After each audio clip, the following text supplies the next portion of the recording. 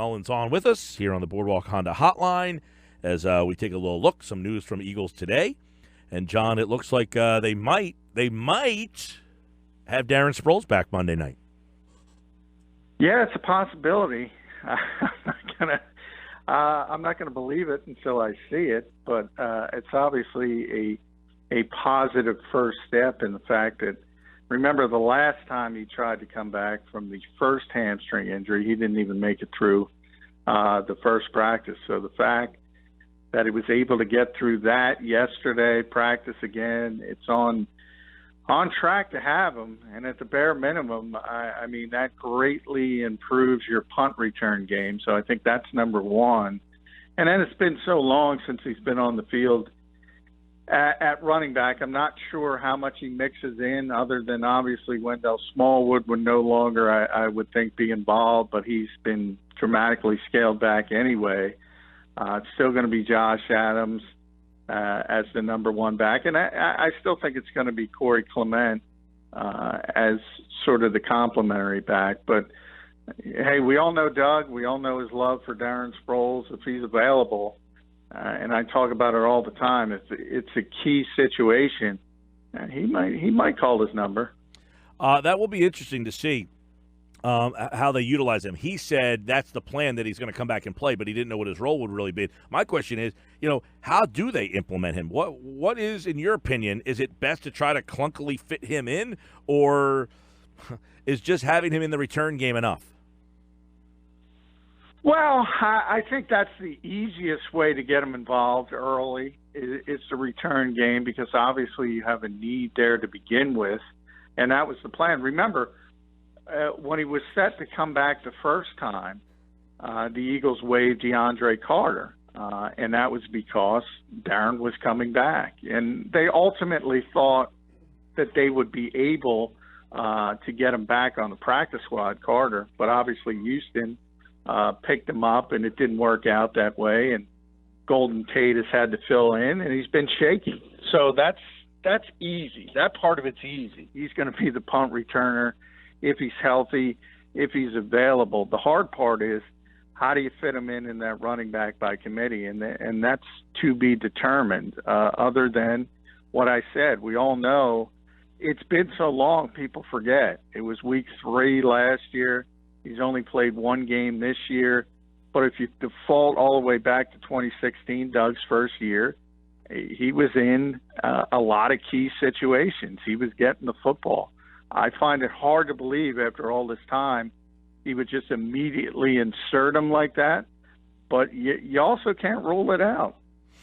Yeah, and, I don't know how much he can be, kind of leaned on or counted on, or what he would add differently here. But, ultimately, what do you think about Tate and his role? We had Sal Powell on earlier. He mentioned 20 touchdowns inside, 2 outside, that he played a lot in Detroit, played some games in Minnesota. Was that considered when they, brought this guy in, that his splits are a lot different inside and outside? Yeah, it was considered. I mean, I remember the day of the trade, I asked Howie that question. I asked him if there was a redundancy between Golden Tate and Nelson Aguilar, and Howie obviously said he didn't think so. He thought they could coexist. Behind the scenes, I was talking to a member of the coaching staff, and he admitted, basically, we got 5 guys who essentially do the same thing. Think about that, 5 guys. And he was talking about not only Golden and Nelson Aguilar, but also Jordan Matthews and Zach Ertz and Dallas Goedert, who are all intermediate inside slot receivers, essentially. And I mentioned this on Mosher, McMullen, and Krause yesterday. That's a lot of that's a lot of traffic, and it's tough to direct that traffic and get everybody involved and get everybody in the mix if they all have similar traits as receivers. And I think that's been an issue, and it's been, I think, more difficult than the Eagles envisioned. Now, earlier in his career, when Golden was in Seattle, and even early in his time in Detroit, before they found out that Kenny Galladay's a player, and they signed Marvin Jones. He played outside a lot, but since Marvin Jones and Kenny Galladay have emerged, he's been a slot receiver, and that's probably from a trait standpoint at this point of his career as a veteran who's 30. That's what he does best. That's where he should be.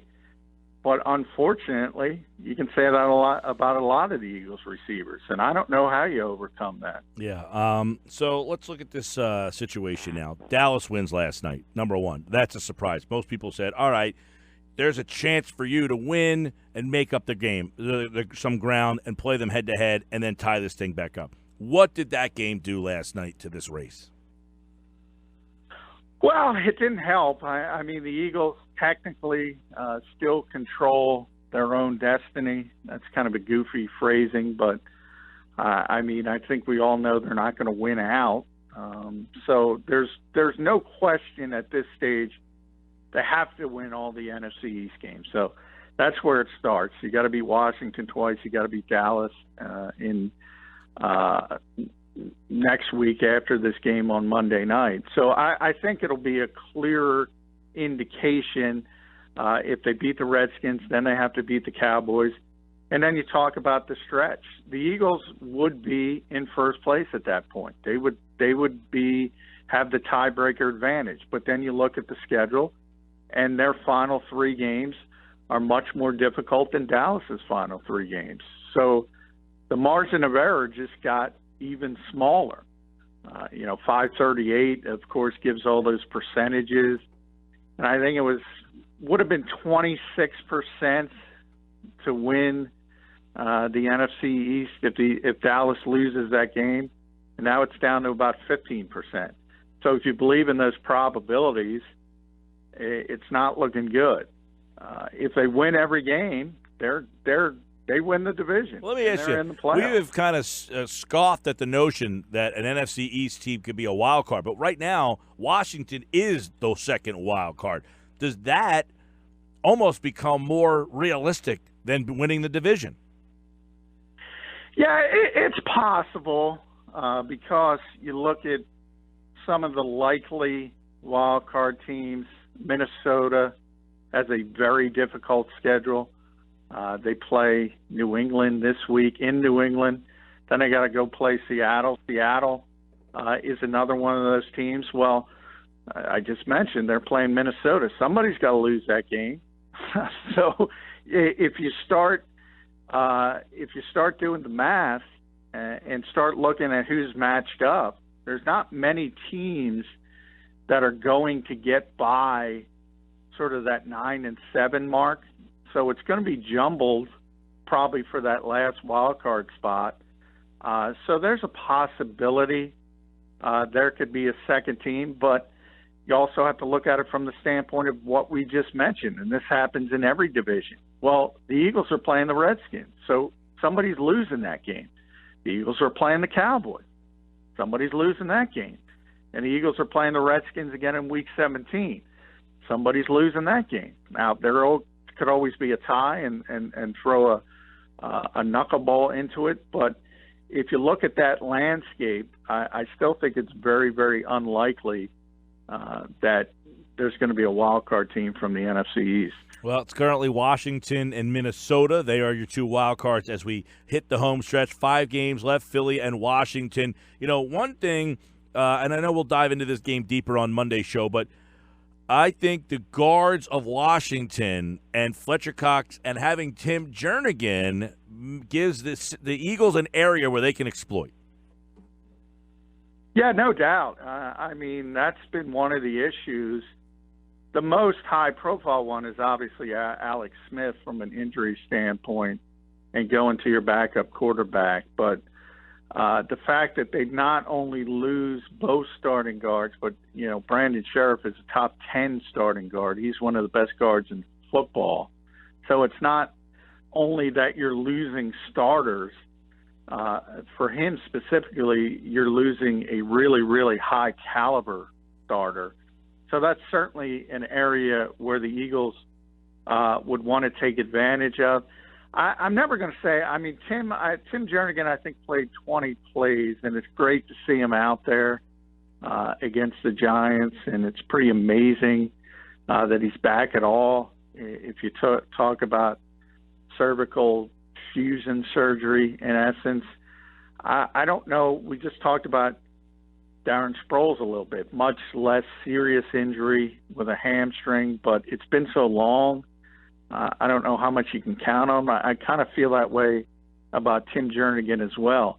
It's a big name. He's a good player when he's completely healthy, but I'm not sure at this stage what you can expect out of him. It almost seems, John, that you mentioned yesterday that they're waiting for Wallace maybe to get back. Sproles, very late. It almost seems that these guys just got back too late in the game for them to really have an impact. Yeah, probably. I mean, not probably in the case of Mike Wallace. It's definitely still not ready. And by the time he is ready, the Eagles might not even be relevant. So you're sort of holding your fingers and hoping that you're going to be in the mix when he is finally healthy. And then maybe from there you win the division and you can make some noise in the playoffs. So that's kind of what you're doing. You're holding out hope for this not only player but this potential scenario instead of just bringing back a player who's going to be a deep roster player that's not going to be all that involved unless special teams anyway. So I think the Eagles are doing the right thing, but it might not matter. And for Darren Sproles, as we mentioned, I mean, he said he's going to retire. I think he's going to retire. And hopefully he can be out there for the final 5 games. And at the bare minimum, as I said, I think he will help as a punt returner. But it's kind of tough to rely on him at this point. It's been 2 years, and he played 2 games last year and got injured very early against the Giants, and he played 1 game this year. So we all know what Darren Sproles was in his prime, but that prime is gone. John McMullen at JF McMullen on Twitter. Let me ask you real quick on Dallas. That win changed the perception for you at all about them? No. I think kind of we always talk about this league being a week-to-week league, and people are going to get high because they look great against a team that had been playing at a really high level. It's a Thursday night game. It's the road team. Now it's a little bit different because they were playing on Thanksgiving, so it's not the typical Sunday to Thursday when the road team is terrible, but it still gets you off your feel. Football players are creatures of habit. Even this week, the Eagles are playing on Monday. You talk to the players on Thursday, they think it's Wednesday. You talk to the players today, they think it's Thursday. Tomorrow's Friday. In their mind, that's what they think. Right. Because that's what the whole season is. And that's sort of what changing in those Thursday games mean. So they're always a bit of an anomaly. The Saints are still a really good team. Yeah. Well, I think that game's in New Orleans. It's a different game. But for last night, I thought Dallas whipped them. Oh, they did, and it's interesting because the strength of Dallas is now the defense. They have a lot of talented pieces. Yeah, that Van Der Esch, they should call and say, "You want Goddard? You really want Goddard? We'll take Van Der Esch." How about that trade? Well, the Eagles would have took Van. I know you were saying that a lot. You were saying that a lot. They wanted that kid. Yeah, and remember, he was the 19th pick in the draft.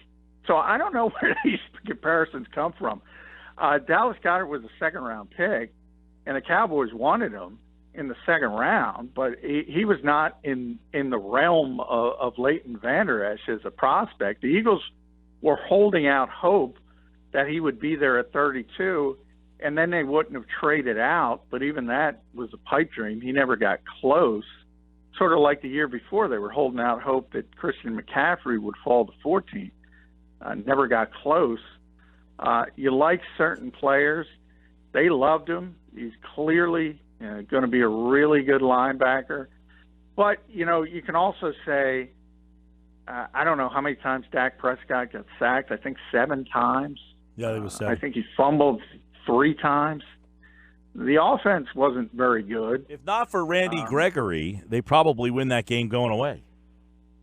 Well, that's true as well. I mean, what an idiot. I'll tell you, has anybody had 2 better weeks in a row than Walt Anderson here in that game against the Giants, and then getting on Thursday night? I mean, that is just an awful officiating crew. The personal foul on the punt, that was pretty obvious. That offside, I mean, that wasn't a penalty. So people will kill Randy Gregory because of his history, but that's just a bad call. And then there are bad calls. I say the one thing you can count on is Walt Anderson is consistency, and he's terrible for both teams. So I don't think you can blame any of that as helping the Cowboys or hurting the Saints or vice versa. John McMullen has his pick on Monday's show. We'll have that for you at 4 o'clock, 97.3 ESPN.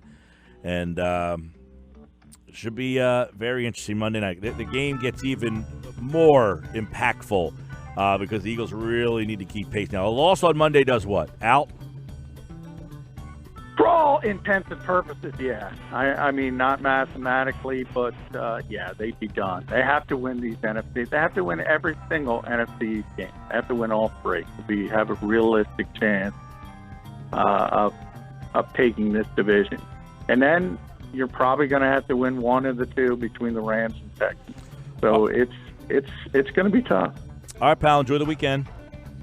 All right, you too, Mike.